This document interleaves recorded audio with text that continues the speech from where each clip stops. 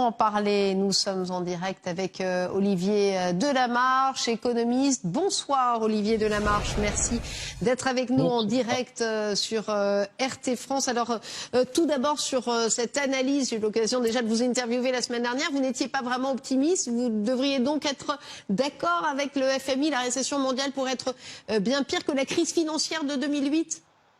C'est une évidence. Ce qui est triste, c'est que le FMI nous sorte ça maintenant comme s'il avait découvert le fil à couper le beurre. Franchement, on sait tous que ça sera plus fort que 2008. 2008, c'était quelque chose qui est arrivé pas du tout dans les mêmes conditions qu'aujourd'hui, et donc évidemment ça va être beaucoup plus fort. En 2008, vous n'aviez pas des pays totalement arrêtés comme aujourd'hui, comme l'Italie peut l'être, comme la France qui fonctionne peut-être à 10% de ce qu'elle devrait, et que bientôt les États-Unis ça sera pareil. Donc on ne peut pas imaginer que ça soit la même crise que 2008. C'est une simple, il n'y a pas besoin d'avoir des analyses pour ça. Alors, quelles pourraient être les conséquences selon vous ? Alors, c'est vrai qu'on entend souvent, c'est peut-être des discours de la rue, mais quand même, certains crient à la faillite des banques. Vous iriez carrément jusqu'à ce genre de diagnostic, de prédiction ? De toute façon, les banques, elles sont en faillite depuis un bon moment. Je vous rappelle que Deutsche Bank n'a pas attendu le coronavirus pour être en faillite. Or, c'était quand même une des plus belles banques européennes. Donc, maintenant, se poser la question de savoir s'il va y en avoir d'autres, oui, je vous l'annonce, il va y en avoir d'autres. Donc, maintenant, qu'est-ce qui se passe ? Ce qui est intéressant, c'est de voir justement la réaction des marchés par rapport à quelque chose qui était attendu aussi, qui est une sorte de japonisation de toutes les banques centrales. Vous avez la Banque centrale américaine qui a annoncé aujourd'hui qu'elle faisait tapis, comme au poker, c'est-à-dire c'était open bar pour tout le monde, et donc j'achète tout, n'importe quoi, dans des proportions qui sont délirantes. Et donc on voit que ils ont toujours le même réflexe. Donc on essaie de régler un problème en rajoutant de la dette, en imprimant massivement. On sait que ça ne fera rien sur l'économie réelle, mais et ça aujourd'hui, la preuve en est, on voit la réaction de Wall Street, on est presque à 5% de baisse là. On voit que ça n'a pas plus d'effet maintenant sur les marchés financiers. Pourquoi ? Tout simplement parce qu'aujourd'hui, le marché, il est persuadé d'une chose, c'est qu'on ne peut pas sortir de cette situation. C'est-à-dire que vous allez avoir petit à petit, comme la Banque du Japon, la Fed qui va tout acheter, qui achètera aussi des actions, qui achètera des ETF et qui remettra sans arrêt un petit peu plus d'argent, parce que sinon, s'ils ne sont pas là, eh bien les marchés s'écroulent. Et donc mais Olivier Delamarche, qu'a-t-elle comme autre choix, la Fed, les banques centrales qu'ont-elles comme autre choix que de faire ça ?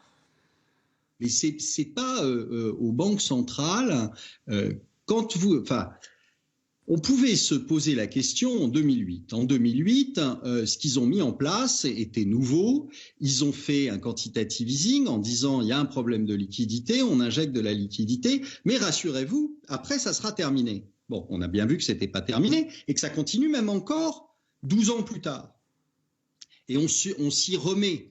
On a interrompu pendant quelques temps, à peine. Et puis, on s'y remet. Pourquoi ? Parce que justement, c'est quelque chose dont on ne peut pas sortir. Donc, ça n'est pas la solution.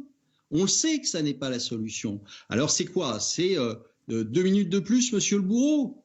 C'est ridicule. On va s'endetter pour des générations, on va détruire la monnaie. Tout ça pourquoi ? Tout ça pour tenir quelques semaines de plus. Mais c'est grotesque. Alors, quelle solution ?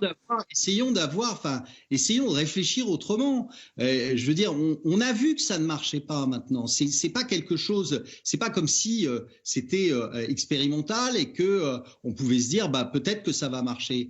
Ça, on pouvait peut-être se le dire en 2008, bien que beaucoup de voix à ce moment-là disaient que ça ne marcherait pas, et avec raison.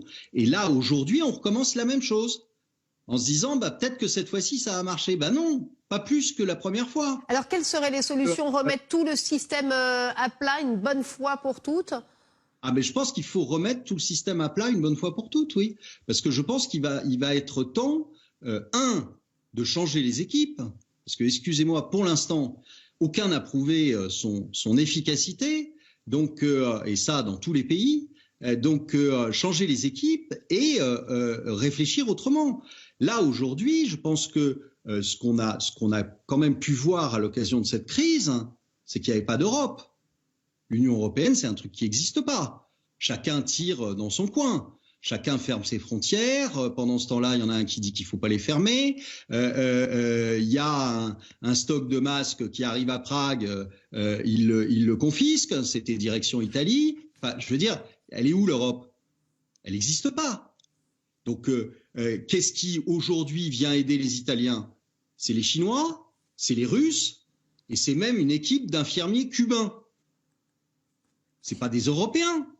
Donc, ça n'existe pas. Donc, je pense qu'à la fin de cette crise, et heureusement, je pense que ça va éveiller tout le monde, et notamment les Italiens, je pense qu'ils demanderont leur sortie de l'Union européenne. Et tant mieux.